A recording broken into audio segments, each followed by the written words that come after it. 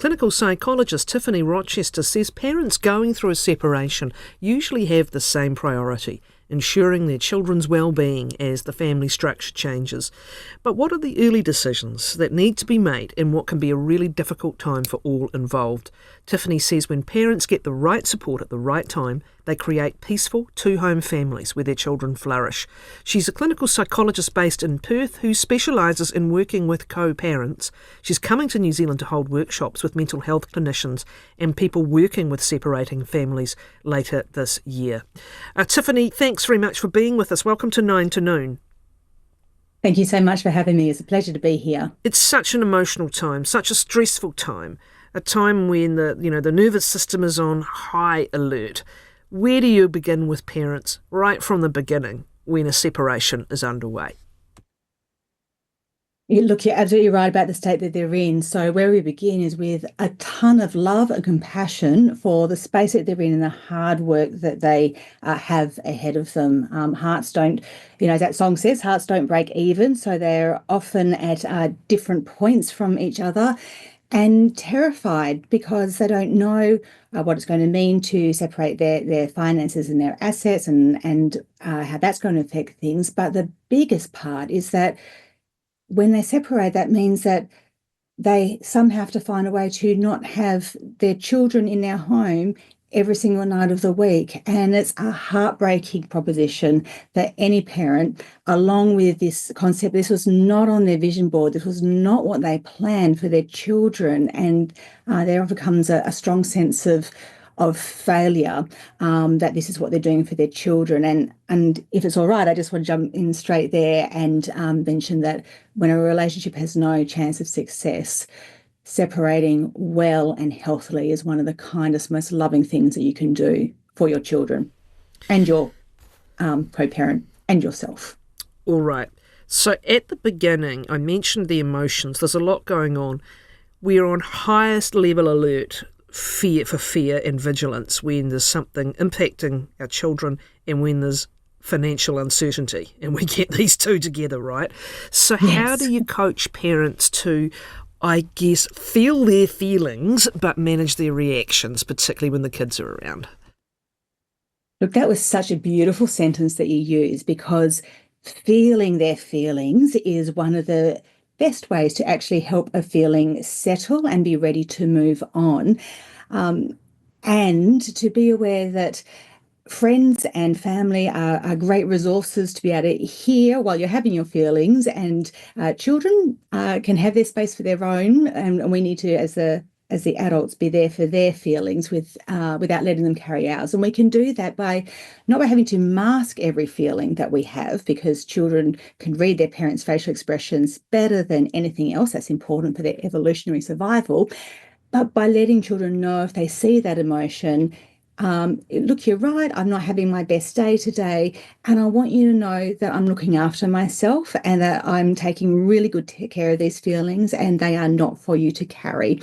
So they can be that space to be present for their children's feelings as they go through that. The children almost always already know something is going on because of their capacity to read their parents, because they've been living in a home where there is usually been a history of tension and sometimes quite overt conflict. And so being aware that something is happening between their parents and that there is a change coming is incredibly reassuring for them, that they're not imagining what's happening and that it's not about them. Because in the absence of information, children, all of us, will make up a story about what's happening, and generally will make the story up about us, that either we're going crazy or we are causing the problem. And so being developmentally sensitive but appropriately authentic and honest with kids is really, really important in this space.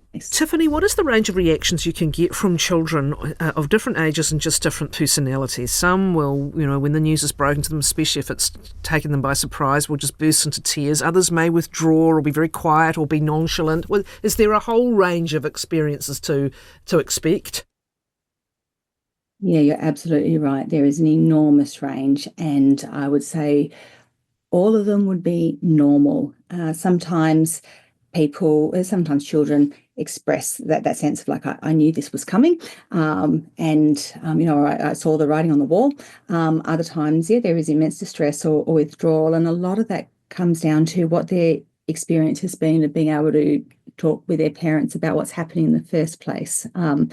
Again, children make up rules about how the world works based on what they're picking up in the environment, even when parents are not trying to teach them particular skills. So children who withdraw may have a sense that their parents aren't able to handle their feelings or aren't able to make space for their feelings, or that their parents are already dealing with so much, there's just not room for them, even if that is not the message the parent is trying to send. So sometimes we'll see children withdraw because they want to protect their parent, or they don't feel safe to have those feelings there. And yes, of course, we'll see children act out, rage and scream, and say, I hear you're saying that this is what's best for you, but this is not what's best for me, because most children don't want this happening at the time of separation, and they don't yet see that this is going to be a healthier pathway to grow up into healthy homes rather than one that is unhealthy. Can you step us through some of those early decisions that have to be made? Reactions we've already discussed, no matter how you are feeling, those early signals, those early communications to children from each parent's side. But what are some of those other early decisions that need to be made if this is going to progress well, Tiffany? Yeah, so early decisions are around when and how to tell the children, and what the interim arrangements are going to be for how you're going to live, whilst you take the time to figure out what the longer term picture is going to look like, to really have some space to be able to figure that out, and also to decide the process by which you're going to make those decisions.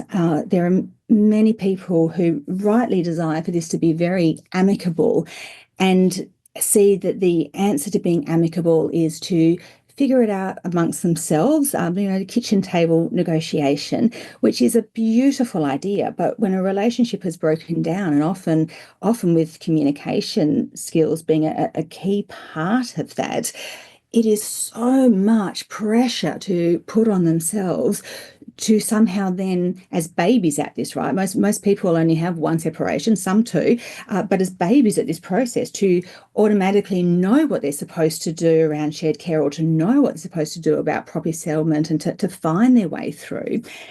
And the reason people look for that option is because they're often rightly terrified of what they think is the only other alternative, which is that horrible adversarial pathway of going to litigating lawyers and taking it through the court process.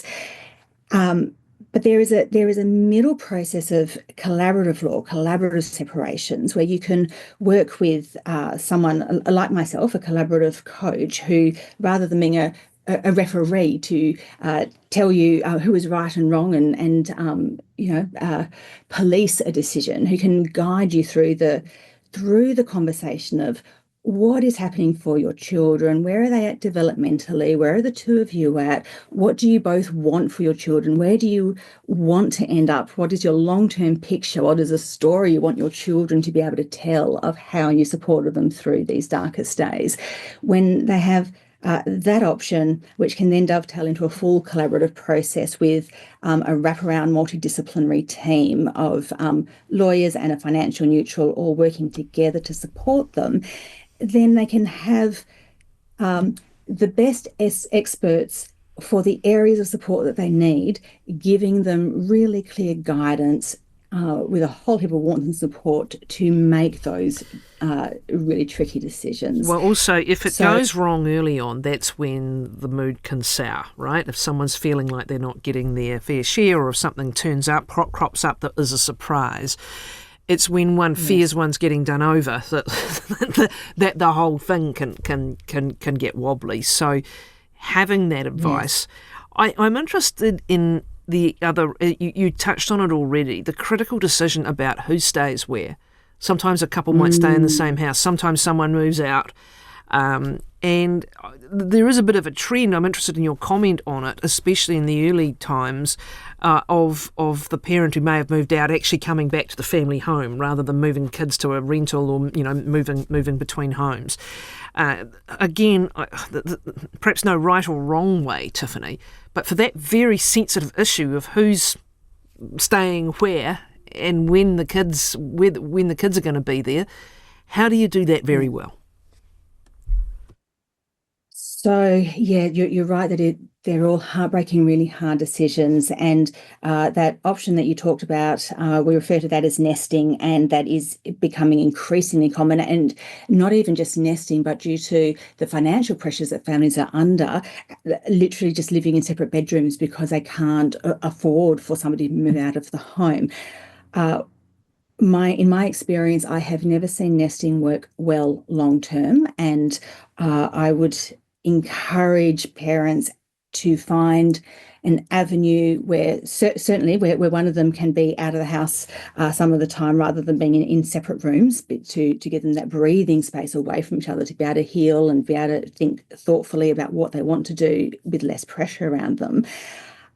Finding a way to have separate places from each other as soon as possible allows each parent to have some sense of stability, some sense of space, which means that they can be more present for their children.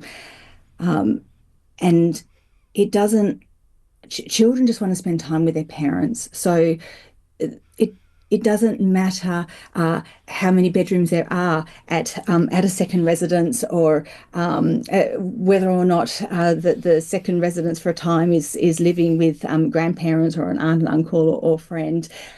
It is not the size of the home. It is not even the size of the financial resourcing that makes a difference to children. It is being able to have a safe, supportive relationship with both of their parents and to know that that is going to continue. So the sooner that they can move out of each other's space, the more room they have to achieve that. The co-parenting dynamic, how long does it take to establish, and is it important to try and establish it early on? Even though emotions may be at their most raw and extreme, can you still get the dynamic, i.e. how we are going to do this thing, how we are going to make decisions, and how we're going to behave and speak about each other? Is that what you want to get established very early on? Yes. So we know that parenting goes haywire for about 2 years post-separation. So for anybody who's in those early stages, if you haven't hit the 2-year mark, you're absolutely, right on course, completely normal. And you're completely right that the earlier you get support, the better, because whilst those emotions are raw and hard and awful, it's also, in my experience, where there is the most goodwill. There is the largest sense of, I really want to do this well by my ex, but particularly by my children. And what we often see is, as you said at the top of our conversation, parents almost always want what is best for their children, but they often don't know what it is, or they disagree about what it is. And so I find if we're having a conversation right at the point of separation, or preferably even just before, where we can talk about what is developmentally appropriate for the kids, then often we can have one parent who, we might have a parent who quite rightly and understandably would like a 50-50 shared care arrangement.